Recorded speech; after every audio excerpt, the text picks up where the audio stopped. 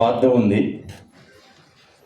అంటే రామజోగయ్య శాస్త్రి గారికి ఆత్రేయ కళాపీఠం నుంచి ఆత్రేయ అవార్డు ఇస్తాను అనగానే వెంటనే నేను చెయ్యి బ్రదర్, ఆ కార్యక్రమం వెనకాల నేను ఉంటానని చెప్పని నేను చెప్పడం జరిగింది.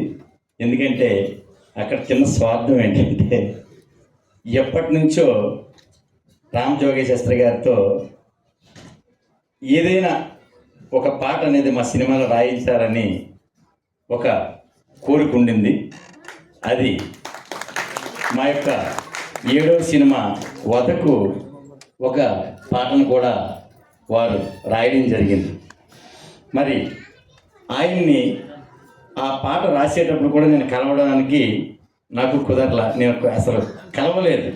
మా డైరెక్టర్ వాళ్ళందరూ వెళ్ళి ఆ రోజు మాట్లాడడం, ఆయన మంచి పాటని అందించడం జరిగింది. మరి అలాంటి మహోన్నతమైన వ్యక్తులకి అందులో ఆత్రేయ గారి తాలూకా పురస్కారం ఇస్తున్నాం అనగానే వెంటనే ఆయన్ని కలిసే భాగ్యం కలుగుతుందని ఒక ఆలోచనతో ఈ కార్యక్రమాన్ని ఇంత గ్రాండ్గా చేయడం జరిగింది.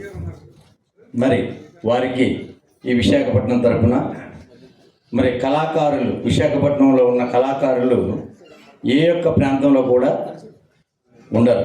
అంటే అంతమంది కళాకారులు ఉన్నారు విశాఖపట్నంలో. మరి సినిమా పరిశ్రమ అనేది విశాఖపట్నం, అదే ఆంధ్రప్రదేశ్కి కానీ సెపరేట్ అయిందంటే విశాఖపట్నంకి ఒక మంచి లైఫ్ వచ్చినట్టే. ఇక్కడున్న కళాకారులందరూ ధన్యజీవులు అవుతారు. మరి అలాంటి ఆశతో ఎదురు చూస్తున్న కళాకారులు అందరూ మిమ్మల్ని సాదరంగా ఆహ్వానిస్తున్నామండి విశాఖపట్నం.